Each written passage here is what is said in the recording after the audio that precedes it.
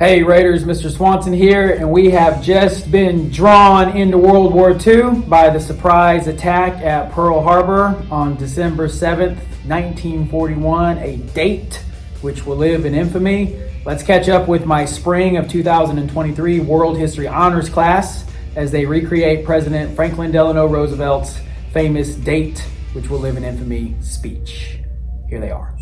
Mr. Vice President, Mr. Speaker, members of the Senate and House of Representatives, yesterday, December 7th, 1941, a date that will live in infamy. The United States of America was suddenly and deliberately attacked by the naval and air forces of the Empire of Japan.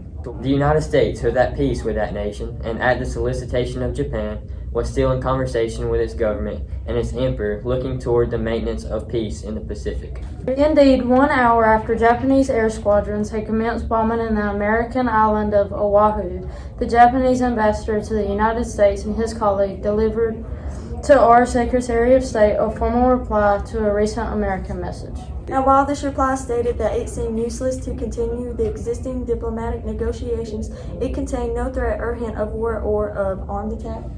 It will be recorded that the distance of Hawaii and Japan makes it obvious that the attack was deliberately planned maybe days or even weeks ago.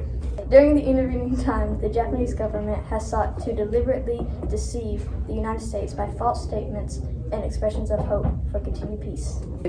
The attack yesterday on the Hawaiian Islands has caused severe damage to American naval and military forces.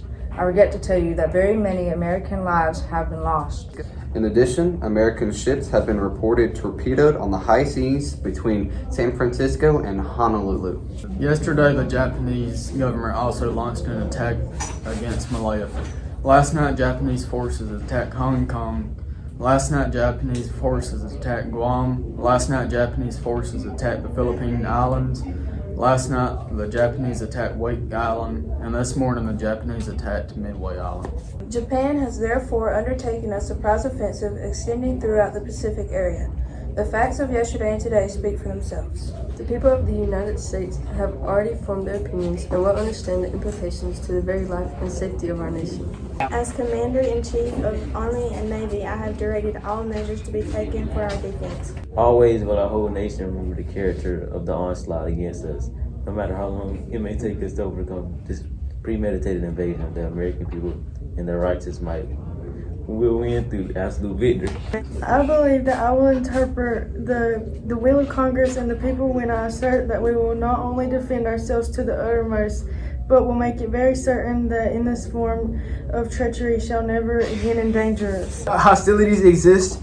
There is no blinking at the fact that our people, our territory, and our interests are in grave danger. With confidence in our armed forces, with the unbounding determination of our people, we will gain the inevitable triumph. So God help us. I ask that Congress declare that since the unprovoked and disastrously attack by Japan on Sunday, December 7th, 1941, a state of war has existed between the United States and the Japanese Empire.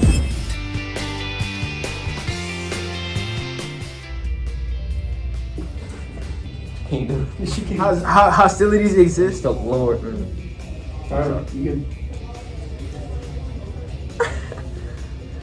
Hostilities. Hold on, I gotta look at the camera.